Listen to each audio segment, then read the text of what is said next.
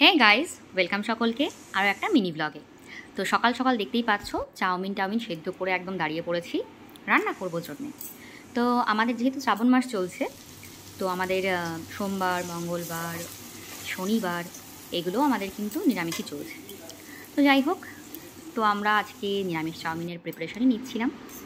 খুবই সিম্পল, তোমরা সবাই জানো, তাই আলাদা করে রেসিপি কিছু বলতে যাচ্ছি না।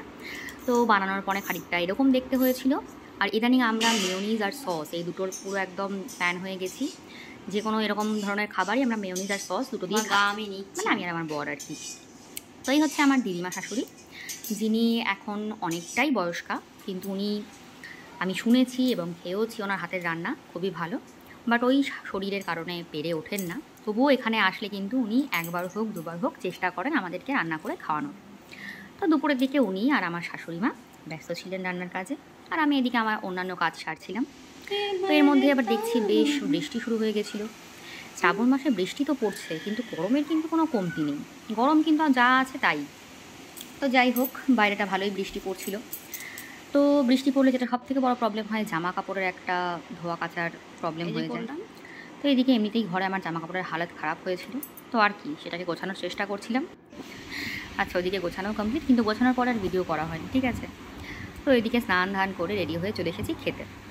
তো আজকে খাবারে ছিল থোর ভাজা, এদিকে আলু দিয়ে একটা কি তরকারি, বেশ মনে হয় এটা সরি এটা উচ্ছের তরকারি ছিল, হ্যাঁ আলু উচ্ছের তরকারি, ইয়েস। তো দেন ছিল থোর ভাজা। তো এই আর কি, মোটামুটি ডাল আমাদের রোজই থাকে মেনুতে, কিন্তু আজকের দিনটা স্কিপ করা হয়েছিল, কারণ ওই একই রকম রোজ খেতে ভালো লাগে না। তো একদম শেষ পাতে ছিল পনিরের তরকারি। আজকে সারাদিনই আমাদের নিরামিষ ছিল। আর এদিকে বৃষ্টি, আর এদিকে খাওয়া দাওয়া।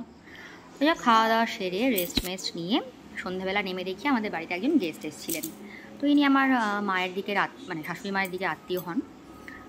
যাই হোক, তো উনি আসার পরে দেখি এদিকে ইনিও চলে এসেছেন। এনার হচ্ছে সকাল সন্ধ্যা দুপুর কোনো টাইম নেই, ইনি যখন ইচ্ছা তখন আসতে পারেন আমাদের বাড়িতে। আর গেট খোলা থাকলে এরকম ভেতরেও চলে আসেন। তো ওনার এই কারণে আসা, তাই ওনাকে ওনার জায়গায় পুষ্ট করে দেন আমি আর কি অন্য কাজ করি। তো সবসময় ভিডিও করি না, কারণ আমার এটা পছন্দ না, বাট ওদেরকে ভালোবাসি, তো চাই যে ওরাও থেকে যাক এই স্মৃতির খাতাগুলোতে হয়ে গেল। কারণ এরাও সারা জীবন থাকবে না, আমরাও সারা জীবন থাকবো না, বাট এই যে এই সময়টা, এই ভিডিওটা, মানে এই ভিডিওটা এই যে থেকে যাবে, এই সময়টাকে মনে করিয়ে দেবে, জাস্ট এইটুকুর জন্যই থাকা। আদারওয়াইজ কিন্তু আমি এদেরকে নিয়ে সব সময় থাকি, সব সময়।